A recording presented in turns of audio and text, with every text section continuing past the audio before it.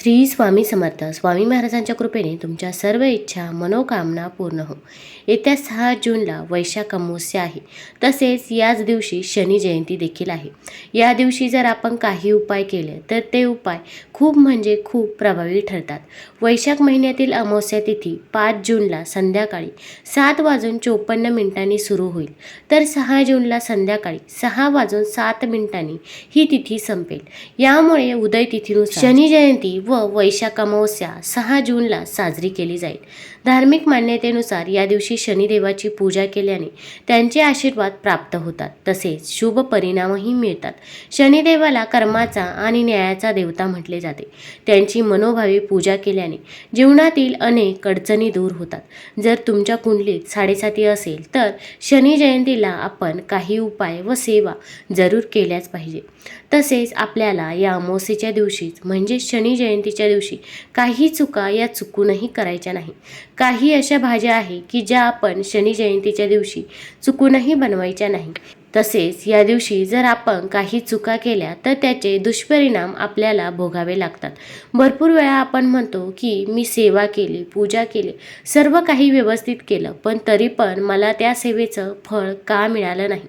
तर आपण जेव्हा सेवा करत असतो त्याच दिवशी आपल्याकडून काही चुका या होऊन जातात.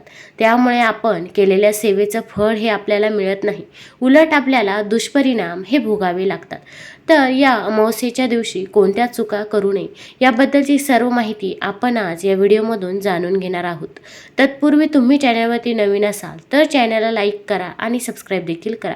कमेंटमध्ये श्री स्वामी समर्थ किंवा ओम महालक्ष्मी नमः लिहायला विसरू नका. अमावस्या म्हटलं की बाहेरील वातावरणामध्ये देखील नकारात्मकता असते असे म्हणतात. अमावस्येच्या दिवशी आपल्याला आपल्या घरातील काही वस्तू या चुकूनही कोणाला द्यायच्या नाही. तर अमावस्येच्या दिवशी शनी जयंती देखील आहे. शनी जयंतीच्या दिवशी दान करणे याला खूप म्हणजे खूप महत्त्व आहे. पण आपल्याला आपल्या घरातील अशा काही वस्तू आहे की ज्या चुकूनही कोणाला द्यायच्या नाही. ती सर्वात महत्त्वाची वस्तू म्हणजे आपल्या घरातील झाडू. झाडू हा साक्षात माता लक्ष्मी स्वरूप असतो. अगदी आपण आपल्या घरातील झाडू कुणाला 5 मिनिटासाठी जरी दिला तरी पण आपल्या घरातील लक्ष्मी ही निघून जात असते व आपल्या घरामध्ये अलक्ष्मीचा वास होत असतो. सहसा झाडू कुणी मागत नाही, पण एखादा नवीन भाडेकरू राहण्यासाठी आला तर ती व्यक्ती आपल्याकडून झाडू मागत असते. तर आपल्या घरातील झाडू हा कुणालाही द्यायचा नाही, कारण की झाडू म्हणजे आपली लक्ष्मी आहे. तसेच आपल्या घरात आणखीन पण काही अशा वस्तू आहे की ज्या आपण अमावस्येला कुणालाच देऊ नये. अगदी सकाळी देखील नाही आणि सायंकाळच्या वेळी देखील नाही. बहुतेक वेळा आपण दूध, दही या ज्या काही वस्तू आहे त्या संध्याकाळी कुणालाही देत नाही. पण जेव्हा पण अमावस्या असेल तेव्हा आपल्याला सकाळी देखील दूध, दही अगदी कोणी किती पण मागितले तरी पण त्या व्यक्तीला द्यायचे नाही, कारण की दूध, दही यामध्ये देखील माता लक्ष्मीचा वास असतो. आपल्या घरामध्ये ज्या काही सफेद स्वरूपामधील वस्तू असतील, मग त्यामध्ये साखर असेल, तांदूळ असेल, तर त्यामध्ये देखील माता लक्ष्मी असते. तसेच मीठ देखील माता लक्ष्मीला अत्यंत प्रिय आहे. जेव्हा समुद्र मंथन झालं होतं तेव्हा मीठ देखील बाहेर आलं होतं. त्यामुळे माता लक्ष्मीला मीठ देखील अत्यंत प्रिय आहे. आपण या दिवशी मीठ हे कुणालाही द्यायचं नाही. तसेच अमावस्येच्या दिवशी आपण चुकूनही मीठ हे खरेदी करायचं नाही. भरपूर स्त्रिया पापड करत असतात, तर आपल्याला आपलं जे काही पळपट लाटणं आहे ते देखील कोणत्याही महिलेला द्यायचं नाही, कारण की ज्या गोष्टीमधून आपण आपली गरज भागवतो, कारण की ती साक्षात आपल्यासाठी अन्नपूर्णाच आहे, तर आपलं पळपट लाटणं देखील कुणालाही देऊ नये. तसेच अमावस्येच्या दिवशी आपल्याला काही वस्तू खरेदी देखील करायच्या नाही. घराची स्वच्छता करण्यासाठी झाडू वा केरसुणी आपण वापरत असतो. समुद्र मंथनातून जी रत्ने बाहेर पडली त्यासोबतच अलक्ष्मीही आली. केरसुणी आणि कावळा ही तिची चिन्हे आहेत. गाढव हे तिचे वाहन असते. लक्ष्मीपूजनाच्या दिवशी अलक्ष्मी निसारण केले जाते. अलक्ष्मी ही अशुभाची, दुर्भाग्याची, अपयशाची देवता मानतात. अलक्ष्मी घरात येऊ नये म्हणून लक्ष्मीपूजनाच्या दिवशी झाडूची पूजा करण्याची प्रथा पडली आहे. मात्र दक्षिण भारतात अलक्ष्मीचे प्रस्थ मोठे आहे. अमावस्येला लक्ष्मी देवीचे पूजन केले जात असल्यामुळे या दिवशी घरात नवीन झाडू वा केरसुनी आणू नये असे सांगितले जाते. या दिवशी आपण जर घरामध्ये नवीन केरसुनी किंवा झाडू खरेदी केला तर लक्ष्मी देवी नाराज होते आणि तिचा नकारात्मक परिणाम आपल्याला बघायला मिळतो. आपल्या घरामध्ये अलक्ष्मीचा वास होतो. अमावस्येचा संबंध पितरांशी जोडल्याच्या अनेक कथा आपल्याला आढळतात. त्यामुळे या दिवशी शुभ कार्यासाठी लागणारे साहित्य किंवा पूजन घरात आणू नये असे सांगतात. असे केल्यास नकारात्मकता येते, शुभ कार्यात विघ्न येऊ शकतं. पूजा साहित्य हे शुभ कार्यासाठी वापरले जातं. अमावस्येच्या दिवशी करायची जी पूजा आहे ते साहित्य देखील आपण अगोदरच्या दिवशीच आणून ठेवावे, पण अमावस्येच्या दिवशी हे साहित्य देखील आपण घरामध्ये आणू नये. अमावस्येच्या दिवशी तेलाने मालिश करू नये असे सांगितले जाते. यामागे लोकमान्यता असल्याचे म्हटले जाते.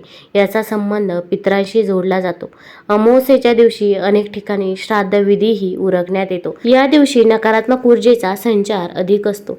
त्यामुळे या दिवशी आपण तेलाने मालिश करू नये, तसेच तेल देखील खरेदी करू नये. तसेच अमावस्येच्या दिवशी आपल्याला कोणी काही वस्तू खाण्यासाठी दिल्या तर त्या वस्तू देखील आपण चुकूनही घ्यायच्या नाही.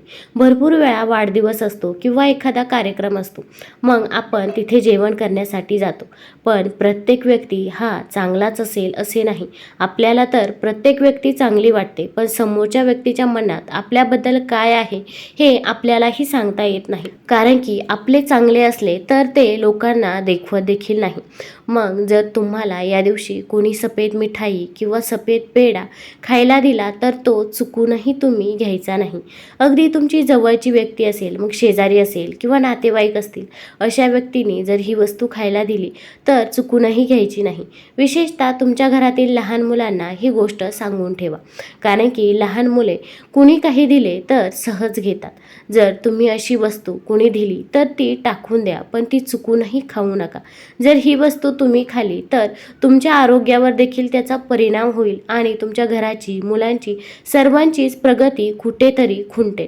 अगदी ज्या व्यक्तीवरती तुमचा खूपच विश्वास आहे त्या व्यक्तीने दिलेली वस्तू तुम्ही खाऊ शकता. तसेच या दिवशी आपल्याला काही भाज्या या चुकूनही खायच्या नाही.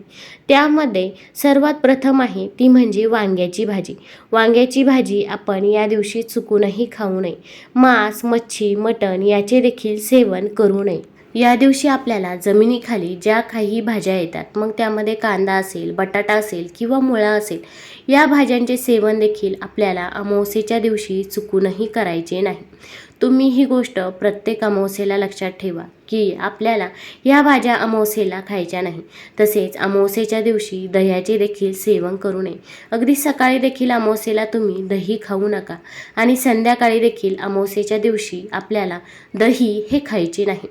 अमावस्येच्या दिवशी कणिक, धान्य आणू नये असे मानले जाते. तसेच धनधान्य यांचा संबंध लक्ष्मी देवीशी आहे. यामुळे पितृदोष लागू शकतो. अमावस्येच्या दिवशी कणिक किंवा धान्य आणल्यास त्याचा लाभ आपल्याला मिळत नाही. ते धान्य पितरांना समर्पित होते. अमावस्येला पितरांचे श्राद्धविधी करतात. त्यामुळे या दिवशी कणिक किंवा धान्य विकत आणू नये. त्याआधी व नंतर आणले तरी चालतात, पण आपल्याला त्या दिवशी धान्य विकत आणायचे नाही. तसेच या ज्या काही भाज्या आहेत त्या देखील आपल्याला अमावस्येच्या दिवशी खरेदी करायच्या नाही किंवा आपण अगदी घरामध्ये देखील आणून ठेवायच्या नाही. तसेच अमावस्येच्या दिवशी आपण केस, नखे देखील कापू नये. अगदी दाढी देखील करू नये. अगदी घरामध्ये लहान मुले असतील त्यांचे देखील आपण केस, नखे अमावस्येच्या दिवशी चुकूनही कापायचे नाही. अमावस्येच्या दिवशी नकारात्मक ऊर्जा बाहेरील वातावरणामध्ये खूप जास्त प्रमाणामध्ये असते. त्यामुळे अमावस्येच्या दिवशी शक्यतो तरी काळ्या रंगाचे वस्त्र हे चुकूनही घालू नये. काळ्या रंगाकडे नकारात्मकता ही जास्त प्रमाणामध्ये खेचली जाते. त्यामुळे अगदी आपल्या लहान मुलांना देखील काळ्या रंगाचे वस्त्र अमावस्येच्या दिवशी घालू नये. तुम्हाला जर व्हिडिओ आवडला असेल तर चॅनलला लाईक करा, सबस्क्राईब करा. धन्यवाद.